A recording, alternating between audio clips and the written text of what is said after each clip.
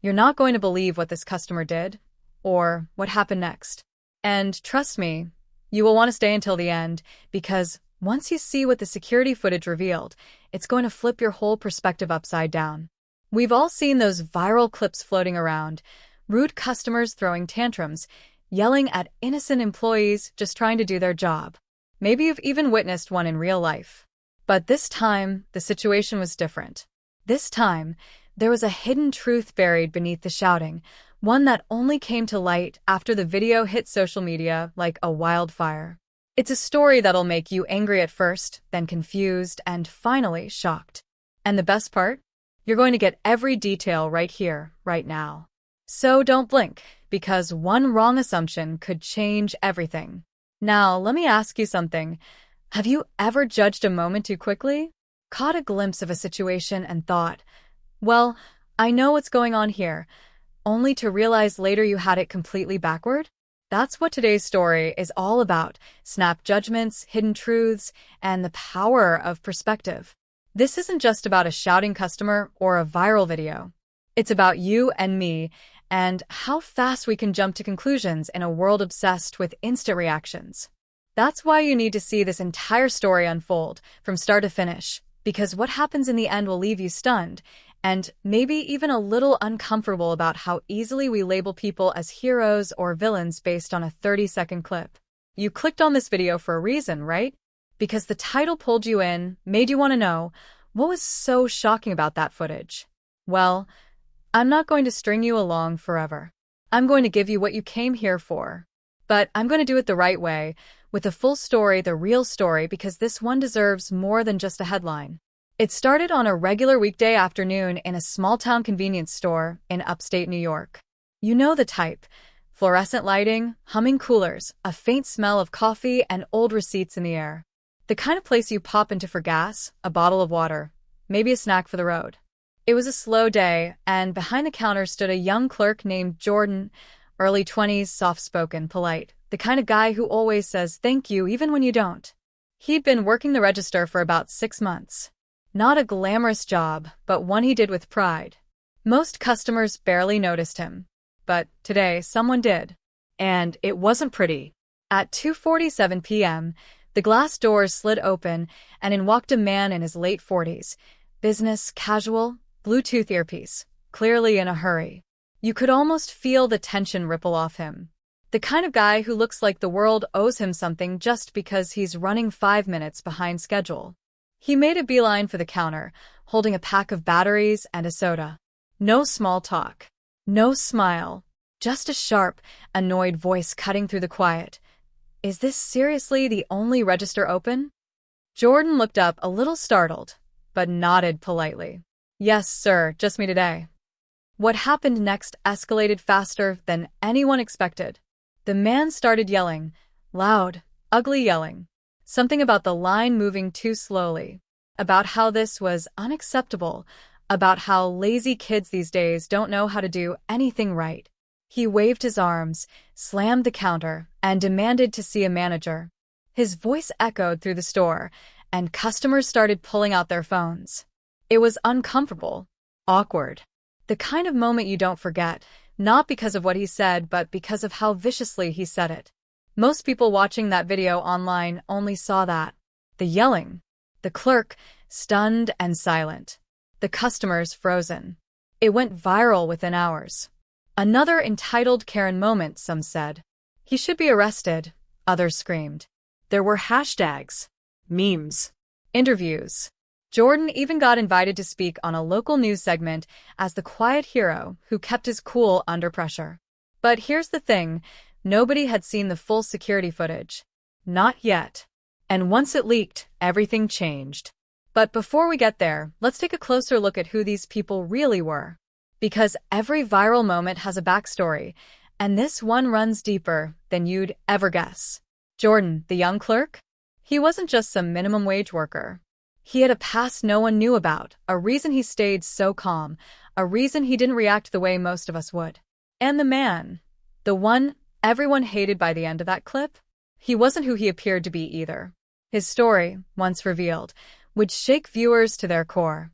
Because sometimes, What looks like cruelty is something else entirely. And this is exactly why I'm urging you to keep watching. This isn't just another caught-on-camera moment meant to spark outrage. This is a real story, with real people and real consequences. And if you leave now, you're only getting the version of the truth that social media wants you to see. But if you stick with me, I'm going to walk you through every angle: what happened before the video started, what happened after the camera cut off, and what the store's hidden footage captured that no one saw coming. This video has blown up for a reason, and you're about to understand why. The tone of what I'm about to reveal may feel unsettling at times.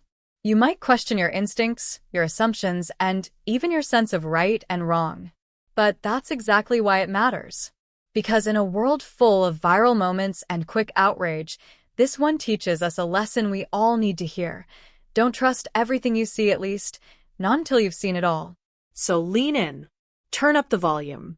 Don't skip ahead, and don't scroll down to the comments just yet. Because the moment that changed everything, the thing the security footage revealed, the part nobody noticed at first, it's coming. And it'll make you question everything you thought you knew about what really happened that day. And just when you think you've got it figured out, the clerk reaches under the counter, and that's when everything changes. Jordan wasn't the kind of guy who made headlines. He was quiet, almost invisible by design, someone who blended into the background and rarely spoke unless spoken to. But beneath that calm exterior was a mind constantly working, observing, noticing the things most people missed. Born and raised just outside Buffalo, New York, Jordan had grown up with a single mother who worked 2 jobs to make ends meet. He'd learned early on that life rarely handed you anything. You had to show up, stay sharp, and keep your head down when things got loud. Which is probably why, in the now infamous footage of that convenience store meltdown, Jordan didn't flinch. He didn't argue or raise his voice. He just stood there, like a statue, while the man across the counter exploded like a ticking time bomb finally reaching zero. But what that footage doesn't show, what almost no one thought to ask, is what had been happening in Jordan's life in the days leading up to that confrontation. Just 3 days before the video was recorded, Jordan had been at a local police station, giving a statement about a break-in that occurred in the apartment above his. A woman named Denise, a retired schoolteacher, had been robbed while she slept. No forced entry. No broken windows. Just missing cash, a few prescription bottles gone, and a gold watch that had been in her family for 3 generations. Jordan, ever the observer, had noticed something strange that night: an unfamiliar car idling across the street, its headlights off, just barely visible through his blinds. He told the officer everything he could recall, down to the license plate's partial number.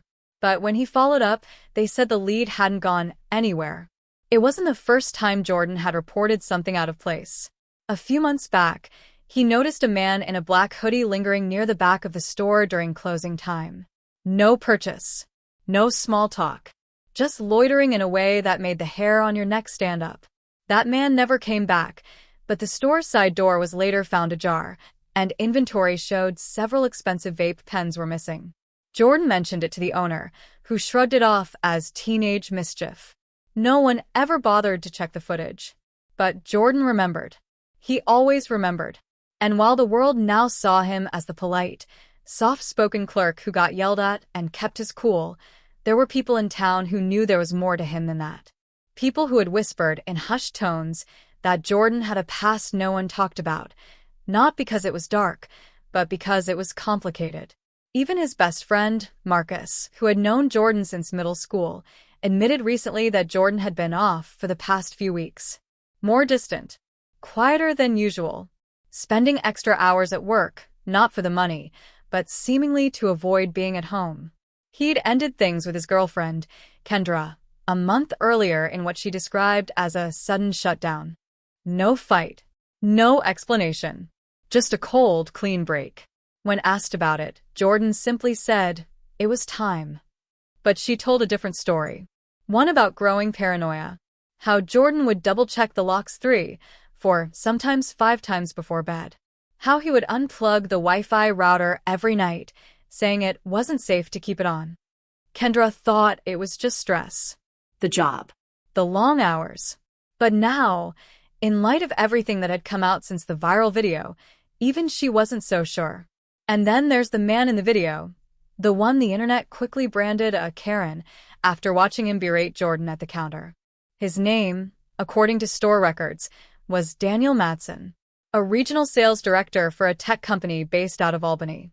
Married, 2 kids, no criminal record. At first glance, he seemed like just another angry customer blowing off steam in the worst possible way. But when reporters dug a little deeper, they uncovered something curious. Daniel had made several calls to that store in the week leading up to the incident, more than 5, all inquiring about hours, inventory, and security camera coverage. No one thought much of it at the time. Customers ask weird questions all the time. But once the footage went viral and Daniel was identified, that detail took on a new, eerie significance. Why would a busy tech executive be so interested in a small, independently owned convenience store nearly an hour from his office? Theories began to spiral. Reddit threads exploded. TikTok creators posted Part 6 and Part 9 updates to eager viewers hungry for more clues. Some said Daniel was trying to get Jordan fired out of spite. Others believed they had some hidden past, a falling out, maybe even a shared history from years ago. One user claimed to recognize Daniel from a local veterans group meeting where Jordan's late father used to volunteer. Another swore she saw Daniel in a photo taken during a protest outside City Hall 2 years earlier, one where Jordan had also been present, quietly holding a sign that read, "Truth Matters." But nothing was confirmed. No one could prove any direct link between them. Still, the coincidences piled up. Too many to ignore. And then there was the footage itself, the unedited footage. The one that never aired on the news or got clipped for social media. The one that showed what happened after Daniel's tirade. After he slammed his receipt down and stormed toward the door. After the other customers started applauding Jordan for staying calm. It showed Jordan's face, and for the first time, there was a flicker, just a second, where his expression changed. Where the blank, polite mask slipped. He reached beneath the counter, not in panic, but with purpose. That's the moment where everything froze. Because what he pulled out, well, that's where this story truly begins to unravel. Now, before we dive into what that object was or what it meant, you need to understand one more thing. The store's owner, Harold Barnes, was out of town that day, visiting family in Pennsylvania. Left Jordan in charge because he was the most reliable guy he had. But when Harold returned and reviewed the security footage, he didn't call the police. He didn't fire Jordan. He didn't even ask him about what he pulled from beneath the counter. Instead, he quietly backed up the footage onto a USB drive and delivered it to someone he only referred to as a friend at the agency. No one knows which agency. No one has seen Harold since. All of this has left viewers with more questions than answers. Was Jordan just a victim of a rude customer, or was something much deeper at play? Was Daniel simply having a bad day, or did he come there for a reason? And most importantly, what exactly was it that Jordan reached for beneath the counter, and why did the store's owner go to such lengths to keep it quiet? Because here's the thing, as strange as this all sounds, we haven't even scratched the surface yet. The real twist? It's coming. And when it does, it'll make you question not just the story, but the way you've been watching every viral moment since the internet began. Jordan never expected things to spiral this far. After the footage went viral and people started showing up at the store asking questions, things got strange. Not the kind of strange you can explain away with bad luck or coincidence, but the kind that makes your stomach sink before your brain catches up. One morning, just before opening, Jordan arrived to find the front door unlocked. No sign of forced entry. Nothing missing. But the security system had been completely disabled. The cameras, every last one of them, had been wiped clean. No footage from the previous day. No logs. Nothing. Like someone had come in and carefully erased the last 48 hours of his life. And the object he had pulled out from beneath the counter? Gone. Replaced with a decoy, a cheap box cutter that definitely hadn't been there before. That was the moment Jordan realized he wasn't just being watched, he was being managed. Somebody didn't want the truth getting out. He tried asking Harold, the store owner, but calls went straight to voicemail. Texts read as delivered but never got a reply. And then there was the man in the parking lot. tall, lean military cut. Said he was a private investigator looking into an online defamation case and asked Jordan if he could step outside for a few questions. The guy never showed a badge, never gave a name, just kept pressing about what Jordan remembered from the night of the incident and whether he had made any copies of the footage before the internet exploded with it. Jordan said no, kept it vague, but he noticed something as the man walked away. He was driving the same car Jordan had seen during the break-in at Denise's apartment.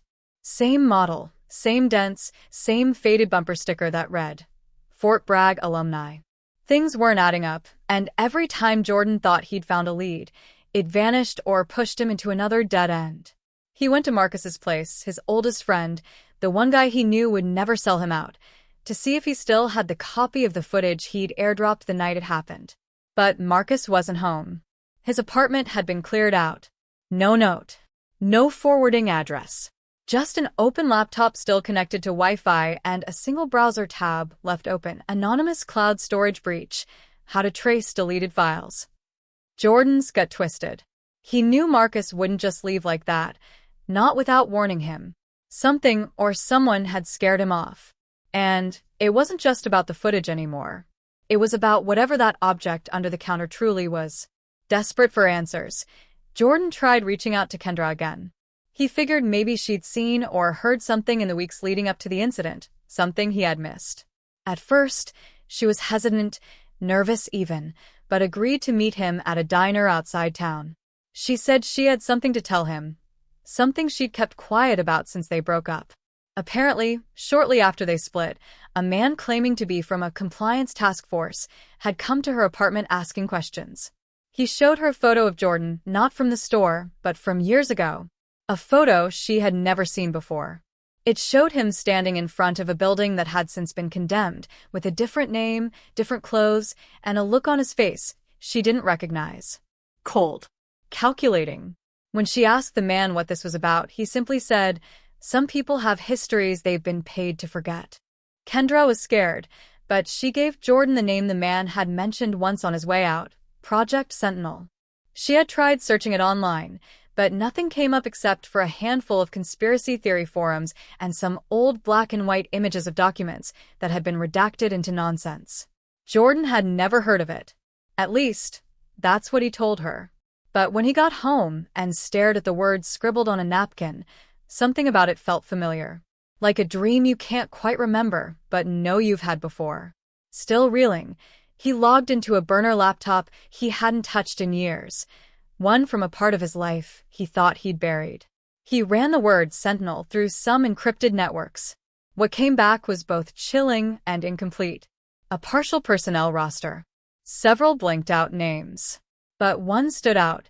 J. Tyler, Observer Asset. That was his name. Jordan Tyler. Not just a clerk. Not just a bystander. An asset. Whatever that meant. But before he could dig deeper, the laptop screen went black. Overheated? Maybe. But when it rebooted, the hard drive had been wiped clean. No logs. No trace it had ever connected. Just a static image flickering before it shut down for good. An all-black screen with a single word in white. Stop. Now Jordan was officially in too deep. Every path he took seemed blocked, sabotaged, or monitored. Every person he trusted either disappeared or backed away. And the worst part? He was starting to doubt himself. Memories from years ago began to resurface in fragmented flashes. A white room. A cold voice giving instructions. A blurred face across a table telling him, "If anyone ever finds out, we'll make sure they think you're crazy." So, what was Project Sentinel? Who really was Daniel Madsen, and why had he come to that store on that exact day? Why was Harold, the man who trusted Jordan more than anyone, suddenly off the grid? And how deep did this cover-up go? Because just when Jordan thought he was close to the truth, something else surfaced. A hidden voicemail on his old flip phone, one he hadn't used in years. The voice was distorted, nearly impossible to identify, but the message was unmistakably clear. You weren't supposed to remember. But now that you do, run. While Jordan sat frozen with the phone still in his hand, replaying the distorted voice message over and over, something inside him shifted. Fear had been the dominant emotion for days now, paranoia creeping in at the edges, sleep snatched away in fragments. But this was different. This wasn't just about him anymore. If someone had gone this far to bury the truth, there had to be more people tangled in the same web, people who might already be in danger. He started thinking about everyone he'd kept at arm's length over the years, the ones who had asked too many questions or walked away without a reason. And one name kept circling in his mind like a song he couldn't shut off: Camila Ruiz. She had been a clerk at another location in the same chain, and they had crossed paths at regional trainings more times than he could count. They shared more than just late-night texts and store gossip. There was a real connection once, a short but deep relationship that ended not in drama, but in silence. She had left the job abruptly. No goodbye, no notice. Just vanished. Everyone said she got a new gig across the state. But Jordan never bought that story. Acting on instinct, he tried dialing the last number he had for her. Straight to voicemail. No surprise. But something about the way the message cut off halfway through felt deliberate. He remembered Camila mentioning her sister worked at a dental office in Silver Lake, so he started making calls, pretending to be an old friend trying to reconnect. Most people blew him off, but one receptionist, after a long pause, said she remembered Camila's sister, Ariana. Said she hadn't shown up for work in over a week. No call. No explanation. Just stopped coming in. That's when the cold realization hit Jordan like a punch to the gut. Whatever this was, it wasn't isolated. Camila might have seen something too. Maybe something she wasn't supposed to. Maybe even before Jordan did. Desperate, he drove 3 hours to the last known address Camila had listed on an old HR form he still had access to through a backdoor portal. The place was a small, rundown apartment complex barely hanging on in the city's outskirts, the kind where no one asks questions and the cameras never work. He knocked on her door, heart pounding, unsure what to expect. But no one answered. It looked abandoned. Then he noticed something.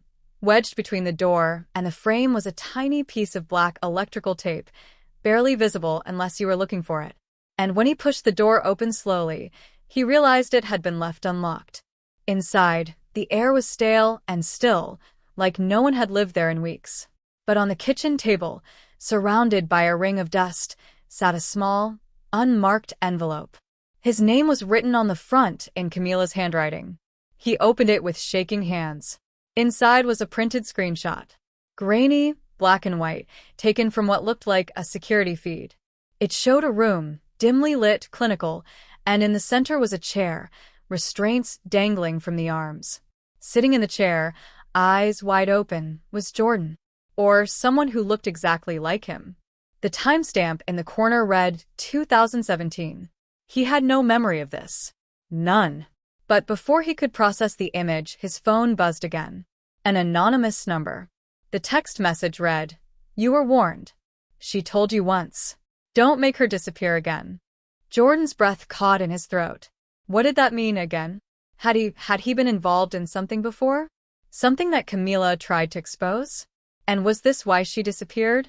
Or was someone making it look that way, trying to convince him he was complicit in something terrible to rattle him?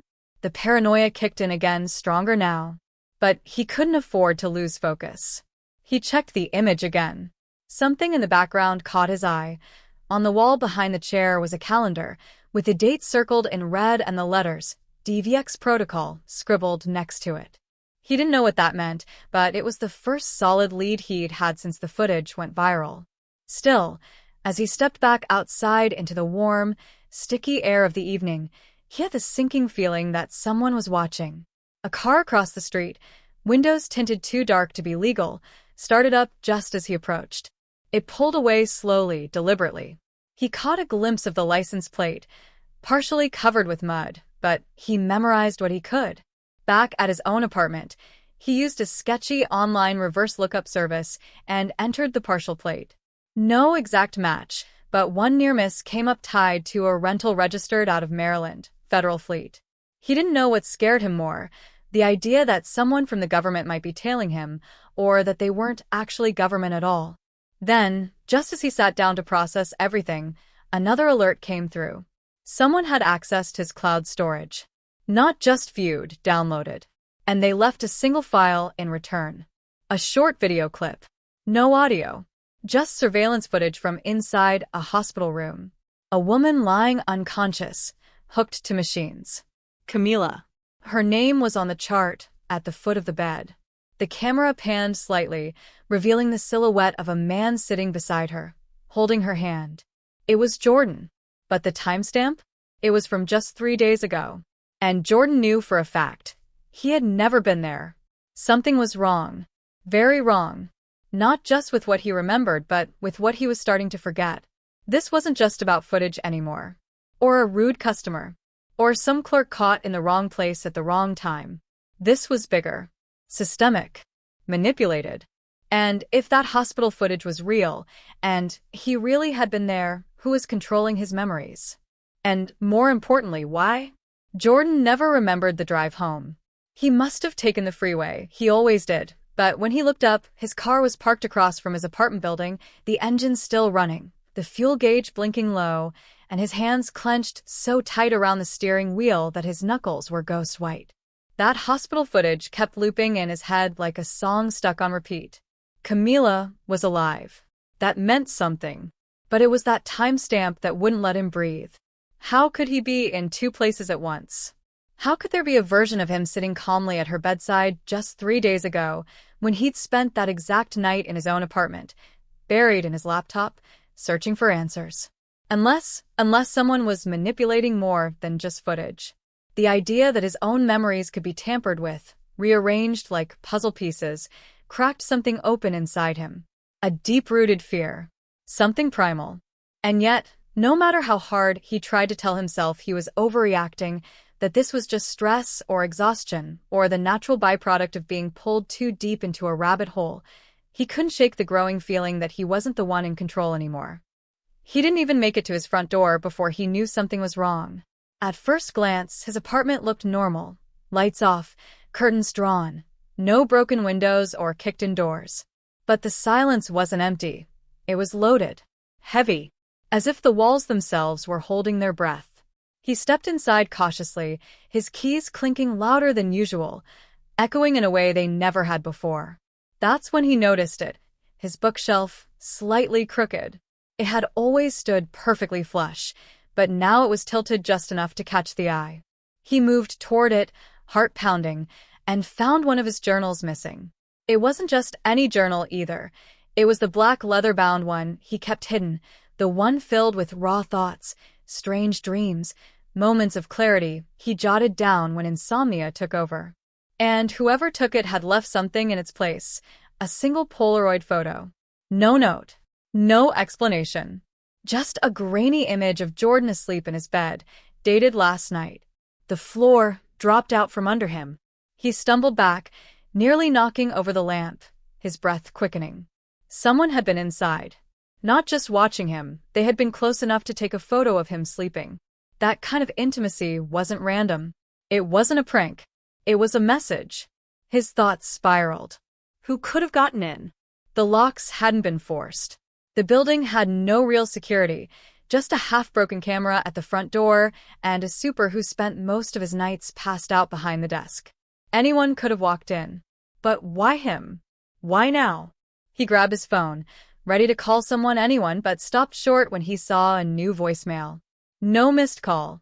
Just a message. He pressed play, but there was no voice. Just breathing. Slow. Deliberate. Then, at the very end, a whisper so faint it barely registered. You're asking the wrong questions. The line cut off. No number.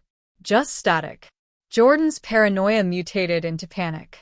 He bolted from the apartment and jumped in his car, driving aimlessly through the city with no destination in mind. He passed lit billboards, fast food chains, empty gas stations, trying to find a place where he felt safe, but everything felt too open, too exposed. His mind was racing with memories he didn't trust anymore. He remembered Camila warning him once, back when they were still close, about a man who asked too many questions at her old store, someone who got transferred, then let go quietly, no HR report, no explanation. She had called it a clean removal. At the time, Jordan thought she was exaggerating. Now he wasn't so sure. He pulled into a 24-hour diner just off the interstate, the kind of place where no one asks who you are or why you're shaking. He slid into a booth in the back and tried to steady his hands enough to type. He started searching keywords: memory manipulation, false identity, DVX protocol, surveillance programs, anything that might connect the dots. But every link he clicked seemed to loop him back into the same black hole of fringe blogs and dead Reddit threads. And that's when he got the text. It wasn't from an unknown number this time. It was from his sister, Emily. Just 3 words. "Where are you?" Relief flooded him at first, someone he could trust. He tapped back a quick response, explaining everything in short bursts, rambling about Camila, the footage, the journal, the photo. But her reply stopped him cold. "This isn't funny, Jordan. You've been missing for 3 days. I filed a report. The police came to your place. They said it looked abandoned." That made no sense. He'd just been in his apartment hours ago. The furniture was there. His laptop. His food in the fridge. But something about her words hit him in a place that logic couldn't reach. What if time really wasn't working the way he thought it was? What if whoever was behind this wasn't just editing footage or faking photos, but tampering with reality itself? His hands trembled as he stared at the screen. Then another message popped up, same thread, but a different tone. "This isn't Emily. Stop looking." Then, just like that, the thread disappeared from his phone. Gone. No trace. No history. It was like the conversation had never existed. And in that moment, Jordan realized something chilling. He wasn't just being followed. He was being erased. Piece by piece. And if he didn't find the truth, if he didn't fight to hold onto what was real, he would vanish completely, with no one left who even remembered he existed. The diner lights flickered once, just a quick stutter, then went back to their steady hum. Jordan barely noticed. He was too deep in thought, replaying the text from Emily, the vanishing message thread, the photograph of himself asleep. He couldn't shake the weight in his chest, the feeling that he was missing something massive hiding in plain sight. His coffee sat untouched, now cold, and the plate of eggs and toast the waitress had brought over might as well have been invisible.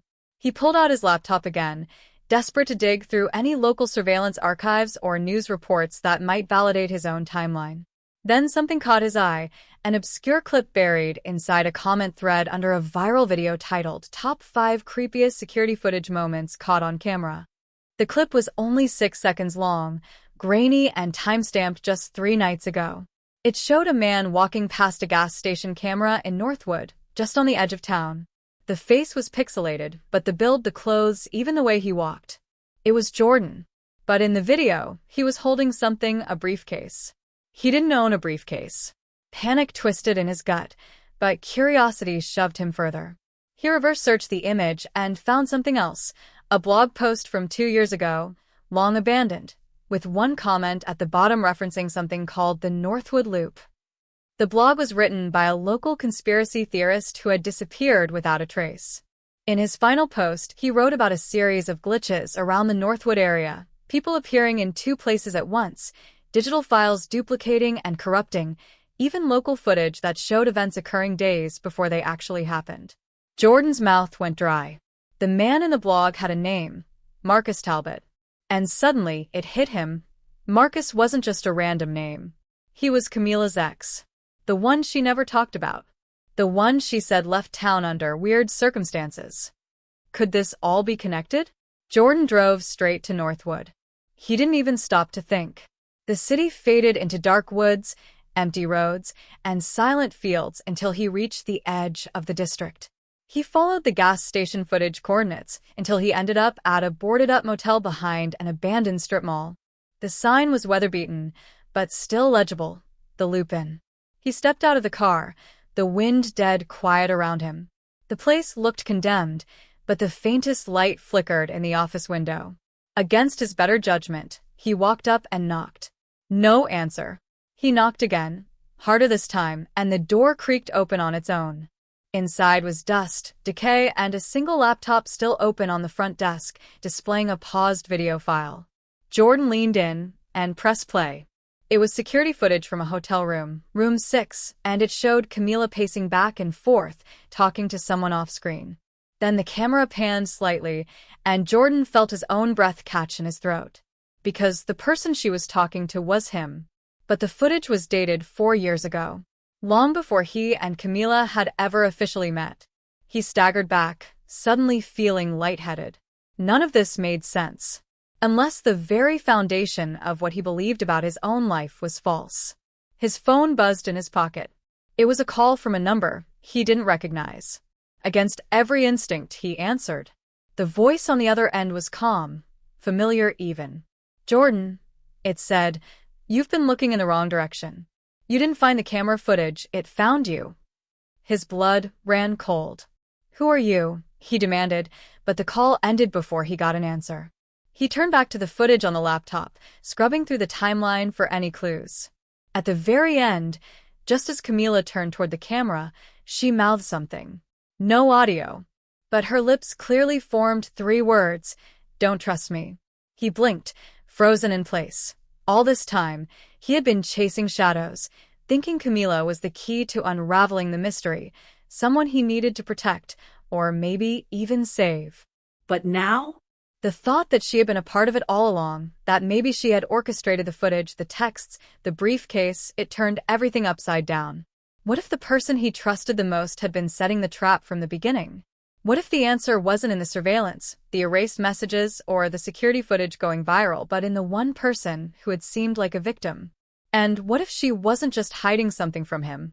What if she was hiding something from everyone? Jordan sat at the edge of the motel bed, his hands clenched into fists, so tight his nails dug into his palms. The footage of him and Camila, the cryptic message she left on the screen, and the phone call with that strange voice, it was all too much to process. His head was spinning, and for the first time in days, he couldn't escape the gnawing feeling that there was something crucial he had overlooked. He'd always been taught to trust his instincts, to trust the people around him. But now, every inch of his world felt like it was slipping through his fingers. What if Camila hadn't been the victim at all?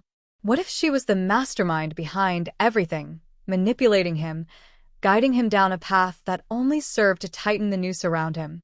He stood up abruptly, pacing the small room, the harsh fluorescent lights buzzing overhead.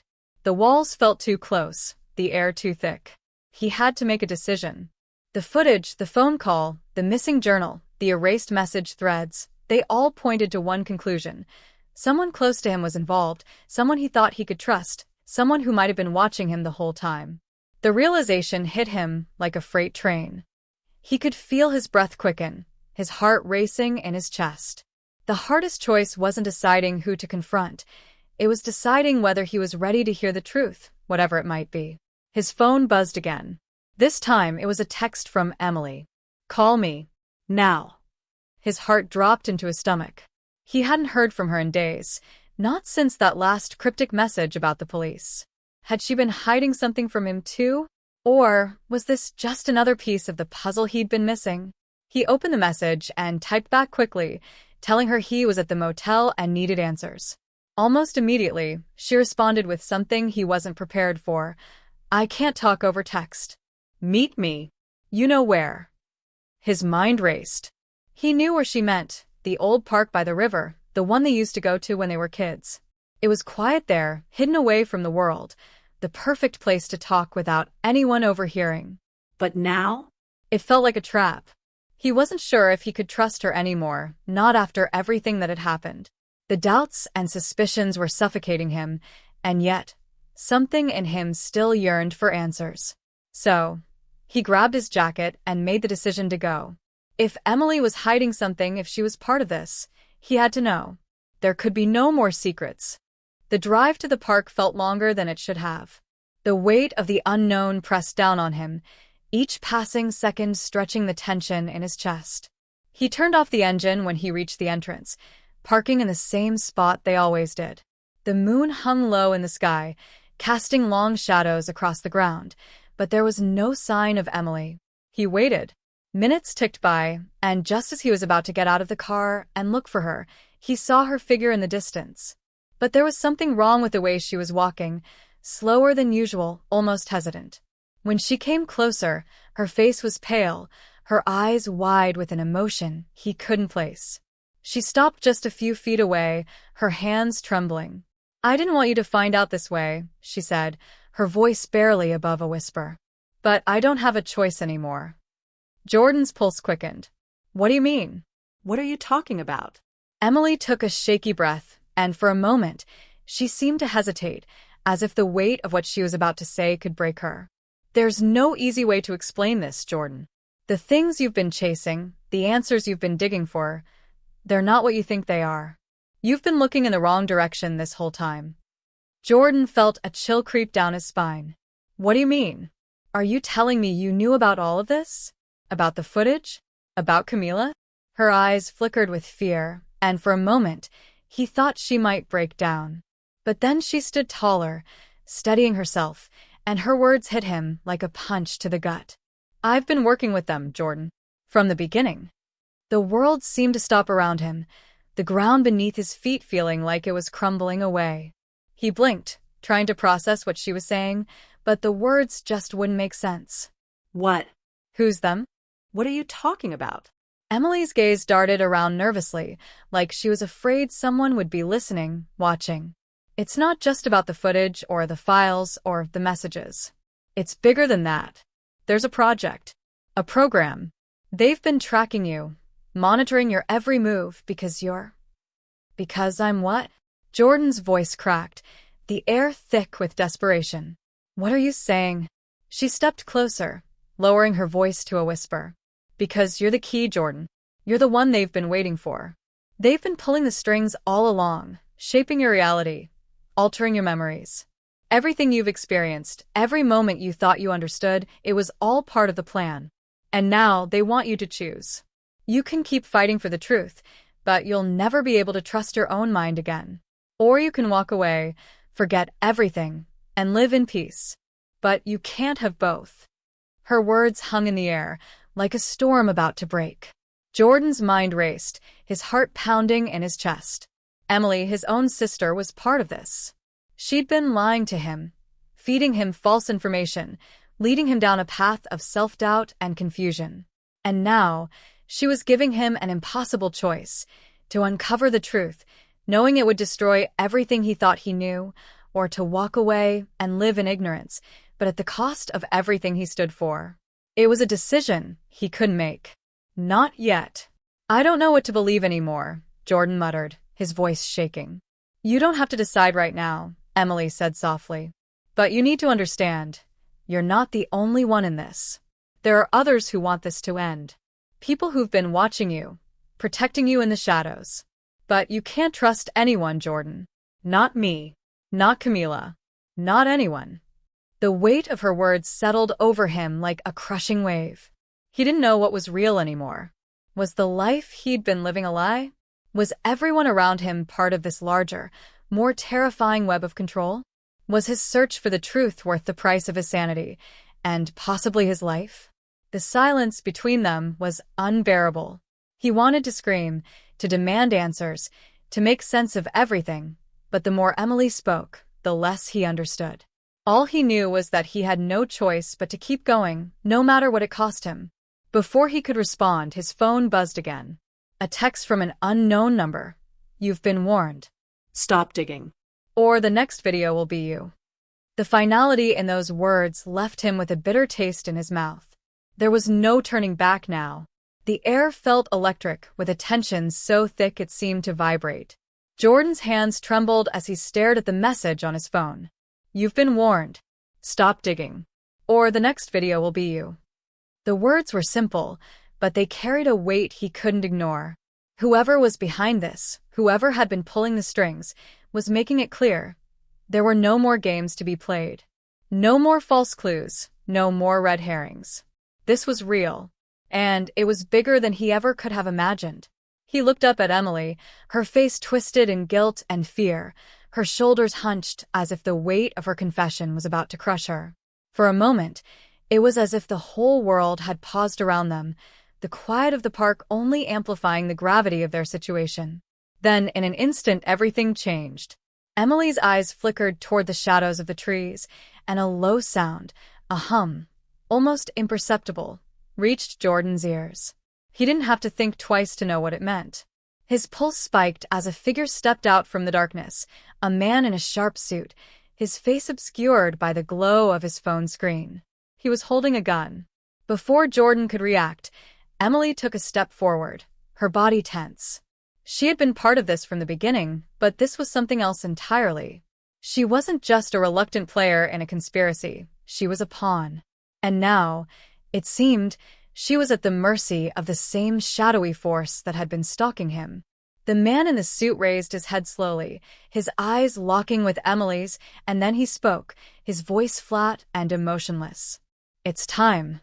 Jordan's heart hammered in his chest as he realized the magnitude of what was happening. This wasn't just about him anymore. This was about something far larger, a conspiracy that stretched out across the entire city, maybe even the country.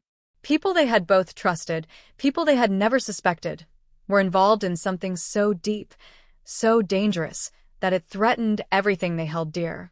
Emily swallowed hard, her voice barely above a whisper as she turned to Jordan. "I never wanted you involved. You have to understand that. But they don't give you a choice. Not when they know everything about you." She paused, a shaky breath escaping her. "And I don't know how to stop it." Jordan's mind raced, the pieces of the puzzle clicking into place in a way that felt wrong, unnatural. Everything was connected. The footage, the strange phone calls, the cryptic messages, the surveillance, they weren't just about him. They were about a larger plan. A plan that involved dozens, maybe hundreds, of people, all with their own roles to play in an elaborate game. They had all been part of it, and now Jordan and Emily were just another set of pawns on a chessboard they didn't understand. "Who are you working for?" Jordan's voice broke through the tension, his words sharp, desperate. "Who's behind this?" Emily's eyes darted to the man in the suit. He stepped forward, the gun never leaving his hand, his expression unreadable. "You're not in a position to ask questions anymore." Before Jordan could respond, the world seemed to lurch forward, as if the ground itself had given way beneath him. His phone buzzed again, but this time, it wasn't just a text. It was a video. The screen flashed to life, showing a familiar street corner. The camera zoomed in, and for a moment, Jordan thought it was some kind of mistake. But then he recognized it. The face on the screen was his own. He stared at it, his mind struggling to comprehend what he was seeing. This video wasn't from his phone. It was someone else's. And in it, he was walking down the street, just like in the footage from the gas station, but this time, he was doing something different. The man in the video, his double, was carrying something wrapped in cloth. A briefcase. The same briefcase that had been in the footage he'd seen earlier. Where did this come from? Jordan's voice was barely a whisper, the cold realization settling in. His hands shook, and for the first time, he felt utterly powerless. Emily's face had gone pale, her eyes widening as she watched the video play out. "It's not just you, Jordan," she said quietly, her voice trembling. "You've been following the wrong trail. There are other copies of you. Other people with the same face, the same name, the same memories. They're all part of the experiment." Jordan felt his breath catch. This was impossible. He wasn't part of some twisted experiment. He was just a guy, a journalist trying to uncover the truth about a seemingly random conspiracy. But now, Emily was telling him the truth about his entire life, about his very identity. The pieces were falling into place, but they were shattering at the same time, revealing a truth he wasn't ready to accept. The man in the suit took another step forward, his eyes narrowing. "The program is bigger than you think. And you've been too focused on the wrong people, the wrong details. You need to stop now, Jordan, or you'll never get out of this alive." A deep, gut-wrenching realization hit him like a punch to the stomach. This wasn't just a game anymore. The stakes were real. His life, his memories, his very existence were all being manipulated. And the people around him, people he thought he knew, were all connected to the web of lies and deceit. No one was safe. Not even Emily. The tension reached its boiling point. Jordan felt trapped, cornered by forces he couldn't see, by people he couldn't trust. His mind raced, the adrenaline surging through his veins, his every instinct screaming at him to run, to escape, to find a way out before it was too late. But there was nowhere to go. The game was changing, and it was time for Jordan to make a choice. He could either continue digging, pushing for the truth, even if it meant losing everything he had ever known. Or he could walk away, leave this nightmare behind, and accept that some things were better left uncovered. But one thing was certain. Whatever he chose, there was no turning back now. The man in the suit took a step closer, the gun still pointed directly at him. Make your decision, Jordan. But know this. Whatever you do next, you won't be the same person when this is over. The weight of those words hung heavy in the air as Jordan's mind spun, and his pulse raced faster than he thought possible. He had no idea what the future held, but whatever happened next, he knew that nothing would ever be the same again. The wind howled through the alley, its eerie whistle only amplifying the tension that crackled in the air. Jordan's breath was heavy, his body tense, every nerve firing as his eyes locked onto the man in the suit. The gun was still in his hand, a silent reminder that the stakes were life or death. But there was something else in the air, something deeper than fear. The realization was dawning on Jordan with each passing second. This wasn't just about survival. This was about exposing the truth. No matter the cost. He stepped forward, his legs shaky but his resolve stronger than ever. Emily was behind him now, her eyes wide with panic, but there was no turning back. She had seen the videos. She knew the truth. This was their moment, whether they were ready for it or not. Who are you? Jordan's voice cracked, but he forced the words out, his heart hammering in his chest. Who's behind this? What's the point of all this manipulation? All these lies? The man in the suit's face remained impassive. He didn't flinch or show any signs of emotion. But his next words were cold, deliberate. You still don't get it, do you? You were never meant to understand. This whole thing, your investigation, your so-called quest for answers, it's all part of the plan. Jordan's mind reeled. The plan? Was he just a pawn in some sick game they had orchestrated from the beginning? His thoughts collided with a million questions, none of them making sense. His entire life had been manipulated, every move calculated for the outcome they desired. But for what? Why? As if reading his mind, the man spoke again. The truth isn't what you think it is. You've been asking the wrong questions. You've been chasing shadows. And now, it's time for you to face the consequences of your curiosity. Jordan's heart skipped a beat. What do you mean? But before the man could answer, the phone in Jordan's pocket buzzed. The sound was sudden, cutting through the tension like a blade. He fumbled for it, his hands trembling as he stared at the screen. It was another video. His own face, again, staring back at him. But this time, it was different. He wasn't walking down a street or talking to Emily. This time, the footage showed a meeting. A meeting between him and someone else. A man with dark hair and a familiar voice. The man in the suit's voice. But it wasn't possible. It wasn't real. The image flickered and warped, but the words from the video were unmistakable. You know what needs to be done. The experiment must continue. Jordan's head spun. The words he had just heard seemed to echo in his mind, like a never-ending drumbeat. The experiment? What experiment? Was this all some twisted psychological test? His mind raced as he realized that this wasn't just about him. It wasn't about exposing a few corrupt people or uncovering some small conspiracy. It was about control. And then the truth hit him like a sledgehammer. I've been you, Jordan whispered, his voice barely audible. The realization was horrifying, but undeniable. I've been the other version of me, all along. This whole thing, this investigation, it's all been to manipulate me, to test me, to make sure I fit the mold you need me to. The man in the suit didn't respond, but there was something in his eyes, something colder than before, something darker. A flicker of acknowledgement. And that was when Jordan realized just how deep this went. This wasn't a simple conspiracy. It was an experiment on his very identity, his memories. His entire self had been artificially created, shaped, and tested to see how far he would go in pursuit of the truth. Jordan's knees buckled, his mind reeling from the enormity of it all. Every step, every move he'd made had been part of this twisted game. The files, the videos, the phone calls. Even Emily, she wasn't a victim, she was a player in the scheme.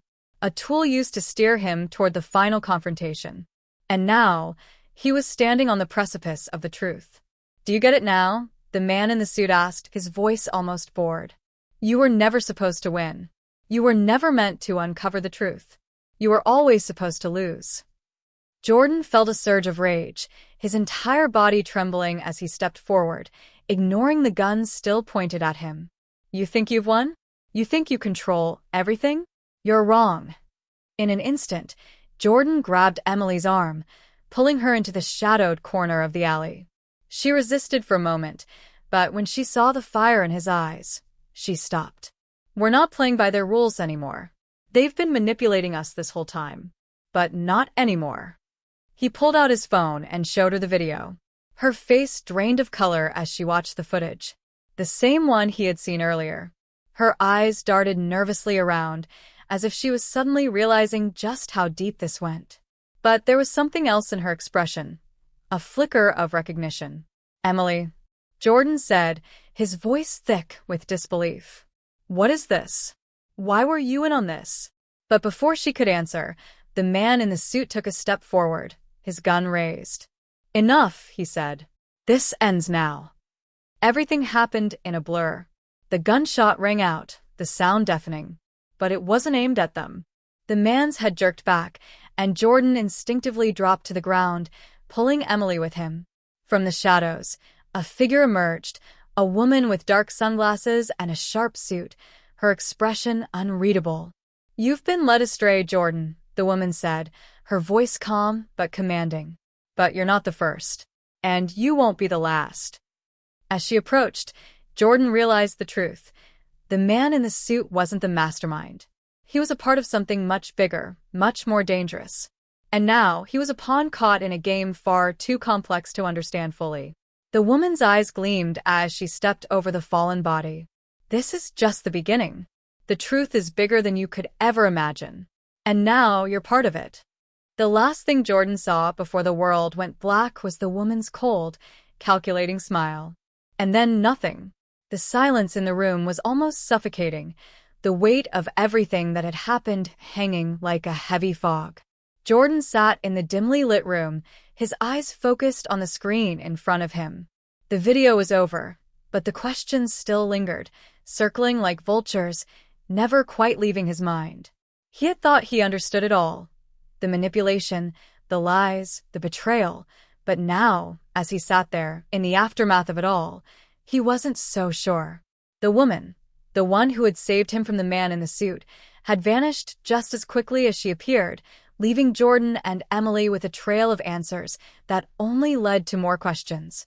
What was their role in this larger scheme? Who was this woman, and why did she save them? The answers were still elusive, but for the first time, Jordan felt a strange sense of clarity. They had uncovered the truth, or at least part of it, and while it wasn't the neatly wrapped ending they had hoped for, it was the truth nonetheless. Emily had been quiet, her face a mix of disbelief and relief, but there was something else in her eyes, an understanding, a realization that there was no going back from this. Their lives would never be the same. What they had uncovered was only the tip of the iceberg, and while it had shattered the illusion of their normal lives, it had also opened their eyes to something far greater. The conspiracy was deeper than they could have ever imagined. But maybe that was the point. Maybe they were never meant to have all the answers. Maybe the real lesson was in the journey, in the fight to find the truth, no matter how far down the rabbit hole it took them.